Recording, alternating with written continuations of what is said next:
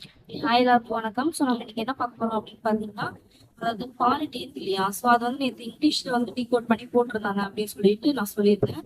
தமிழ்ல கேட்டிருந்தீங்க. ஸோ அதுதான் வந்து போட்டிருக்காங்க. அப்டேட் பண்ணியிருந்தாங்க. அதான் கொண்டு வந்திருக்கேன். ஸோ இந்த வீடியோவில் அதான் பார்க்க போறோம். ஸோ தமிழ்ல கேட்டிருந்தீங்க இல்லையா? எப்படி பாலிட்டி வந்து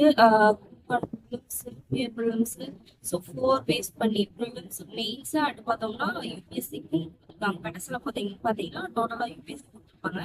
அதே மாதிரி அதாவது பகுப்பாய்வு ப்ரீவியஸ் இயரோட பகுப்பாய்வு அடிப்படையில் வந்து உள்ளடக்கப்பட வேண்டிய தலைப்புகள் என்னென்ன அப்படின்னு சொல்லி கொடுத்துருக்காங்கன்னு சொல்லியிருந்தா அதுவும் தமிழ்லேயே கொடுத்துருக்காங்க.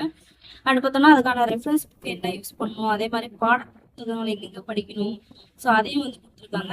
அடுத்து பார்த்தீங்கன்னா வேற என்ன 20 நாள்ல அரசியலமைப்பு முடிப்பதற்கான பாடத்திட்டம் சொல்ல பார்த்தோம்னா அந்த லட்சுமிகாந்த் என்னென்ன சாப்டர் இன்க்ளூட் பண்ணி எல்லாமே வந்து கலைப்பு வழியா ஓகேங்களா.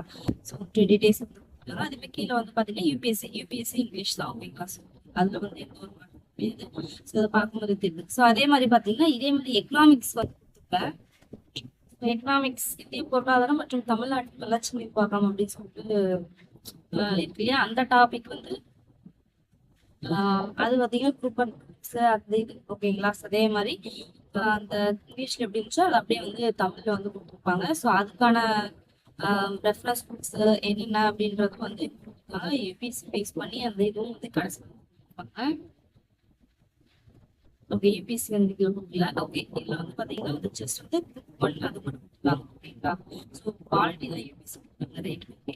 ஸோ அதே மாதிரி பார்த்தீங்கன்னா இந்த டிஜிட்டல் ஆதாரம் பார்த்தோம்னா பாடத்திட்ட தலைப்பின் கீழ் யூபிஎஸ்சி நேஷனல் இன்கம் யூபிஎஸ்சி தட்டச்சு ஸ்கீம்.